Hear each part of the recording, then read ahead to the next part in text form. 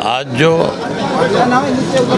कृषि के 3 काले कानून जो केंद्र की सरकार ने बनाए, सरकार की तरफ से बारी बारी ये कहा जा रहा है कि कुछ चंद लोग जो है बॉर्डर्स के ऊपर आके धरने पे बैठे हुए, उनको कृषि मंत्री ने तो किसान तक भी नहीं मानने का काम किया। लेकिन आज पूरे देश का केवल किसान नहीं, किसान तो लगातार इस बात को लेकर के मांग कर ही रहे हैं कि ये तीनों कानून वापस लिए जाएं और एमएसपी का कानून बनाया जाए, जिसे पूरे देश में लागू किया जाए। उसके बावजूद आज इस आंदोलन के साथ व्यापारी भी जुड़ा हुआ है, कर्मचारी भी जुड़ा हुआ है। आज इस आंदोलन के साथ जो है वकील जो है वो भी लगातार, चाहे वो सुप्रीम कोर्ट में प्रैक्टिस कर रहा है, चाहे वो हाई कोर्ट में कर रहा है, चाहे वो डिस्ट्रिक्ट कोर्ट में कर रहा है और चाहे वो कोई सब डिवीज़न पे कर रहा है, वो भी लगातार अपने तरीके से इसका समर्थन कर रहे हैं, धरना दे करके सरकार से रोज़ डिमांड कर रहे हैं। और मुझे लगता है कि जिस तरह से अलग अलग दिवस मनाए जाते हैं, कभी किसान दिवस मनाया गया, कभी अभी महिला दिवस, आज उसके लिए बधाई देता हूँ। एक दिन ऐसा भी आ सकता है इस देश में कि हमारे सारे वकील इकट्ठा होकर के, एक एडवोकेट इकट्ठे होकर के एक ऐसा दिन भी मना सकते हैं कि जहाँ पेन से पूरे देश में लॉकडाउन करेंगे, वहीं किसानों को समर्थन देने के लिए वकील अपना एक दिन तय करेंगे। सर, विधानसभा सत्र जैसे बुलाया गया, उसमें कांग्रेस पार्टी कह रहे थे विपक्ष के जो कि अविश्वास प्रस्ताव लाएंगे, तो आपको क्या लगता है? मुझे नहीं लगता कि कोई अविश्वास प्रस्ताव आएगा। अविश्वास प्रस्ताव के नाम के ऊपर कांग्रेस जो है इन किसान के इशू पे उनको कोई बात ना कहनी पड़े, इसके लिए शोर मचाएंगे और शोर मचा करके हाउस को एडजॉर्न करवाएंगे। उसके बाद दोबारा जब हाउस चलेगा तो फिर वेल में जाएंगे और फिर वेल से जा करके नेम होकर के कांग्रेसी बाहर आएंगे, क्योंकि कांग्रेस ने खुद इन बिलों को बनाने का काम किया था। ड्राफ्ट कांग्रेस का किया हुआ है, बीजेपी ने इसको लागू किया। पहले जब कांग्रेस इसको बिल के रूप में लेकर के आई थी तब बीजेपी ने विरोध किया। आज बीजेपी लेकर के आई है तो कांग्रेस कहीं अपने आप को देश के किसान के सामने उनका समर्थक दिखाने की कोशिश में है।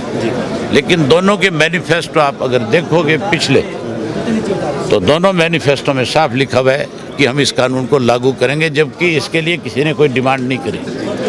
दोनों एक दूसरे के सहयोगी हैं इसमें। सदन में आपकी इस बार उपस्थिति नहीं होगी इस्तीफे के बाद, क्या वो भूमिका जो आप सदन में निभाते थे अब बाहर लोगों में जाकर किस तरीके से सवाल उठाने की या मुद्दों को उठाने की कोशिश करेंगे? मैं 8 तारीख को जाऊंगा। आज तो कुछ नहीं होना, आज तो केवल गवर्नर का अभिभाषण है और शोक प्रस्ताव, उसके बाद हाउस एडजॉर्न हो जाएगा। किसानों को लेकिन मैं 8 को जाऊंगा, 9 तारीख से दोबारा सेशन शुरू है और मैं 9 के बाद लगातार चंडीगढ़ रहूंगा। मैं रोजाना हाउस की कार्रवाई को देखूंगा, कांग्रेस का, बीजेपी का, दूसरे और एमएलएज का किस तरीके से किसान के पक्ष में कौन खड़ा है कौन नहीं खड़ा है, उनकी हाउस के अंदर किस तरह की भूमिका रहेगी, उन सबको वॉच करूंगा। और मैं बाहर बैठ करके भी उन जो कहीं किसान को मारना चाहते हैं उनका विरोध करूंगा, और जो भूमिका मेरी अंदर थी हो सकता है मैं बाहर रह करके और ज़्यादा बड़ी निभा दूं। वो कहते हैं मैंने भूपेंद्र सिंह हुड्डा को बहुत बार इस बात को लेकर के आप जैसे साथियों के माध्यम से कहा है कि हुड्डा साहब जिस दिन चाहें, बीजेपी के लोग, बीजेपी का प्रधान मुख्यमंत्री जिस दिन चाहे, जहां मर्जी जगह तय करे, मुझे बुला ले, मैं उनके साथ इस इशू पे डिबेट करना चाहूँगा। अगर वो मेरे किसी भी सवाल का जवाब ढंग से दे दे, उससे जो ऑडियंस बैठा हो या आप लोग अगर सेटिस्फाइड हो जाएंगे तो मैं हुड्डा को लीडर मान लूँगा। हुड्डा तो कांग्रेस बीजेपी का एजेंट है, जो राज्यसभा का चुनाव था, जब सुभाष चंद्रा बीजेपी की तरफ से कैंडिडेट बना था, कांग्रेस और हम मिलकर के 37 से ज़्यादा लोग थे, 30 की ज़रूरत थी, तो चंद्रा मेंबर नहीं बन सकता था। लेकिन भूपेंद्र सिंह हुड्डा ने अपना बैलेट पेपर जो है उसको टिक भी नहीं किया, खाली छोड़ किया है। उसके 14 साथियों ने पेन की स्याही बदली।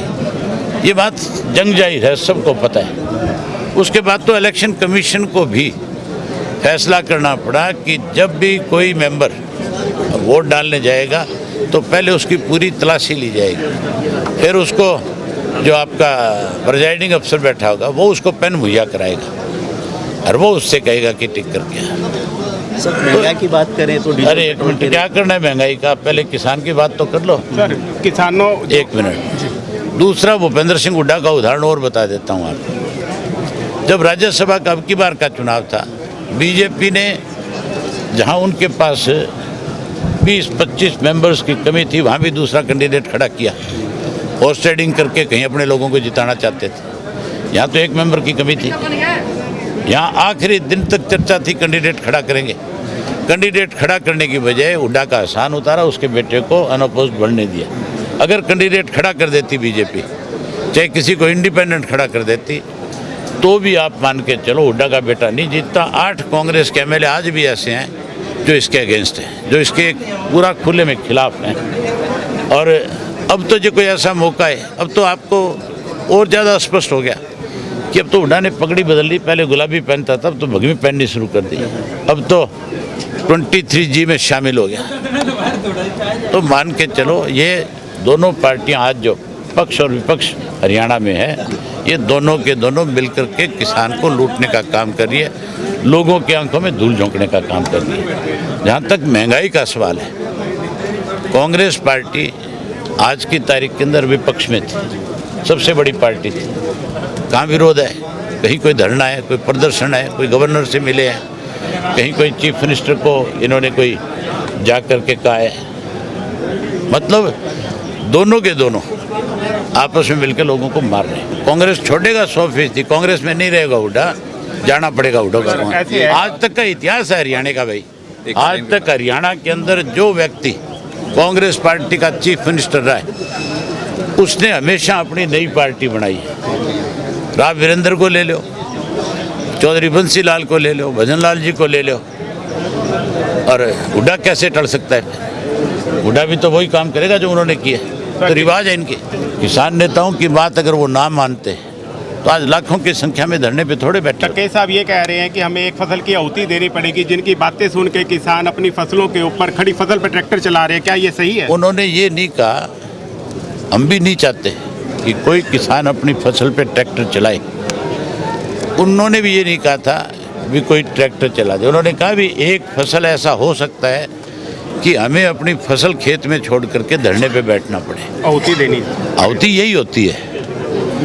ये कोई उनका गलत नहीं था कहने का तरीका, अपनी अपनी भाषा है। जो किसान ट्रैक्टर पंजाबी जो है, उस भाषा को जब हम बोलते हैं तो उसके 2 अर्थ निकलते हैं। आप तो पंजाबी हो, आपको तो इस बात का अंदाजा है। जो पंजाबी के 2 अर्थ निकलेंगे तो फिर यूपी की भाषा के भी 2 निकल सकते हैं। हरियाणवी है जो ठेठ मारता है जाके, वो एक ही है। ठीक है, धन्यवाद।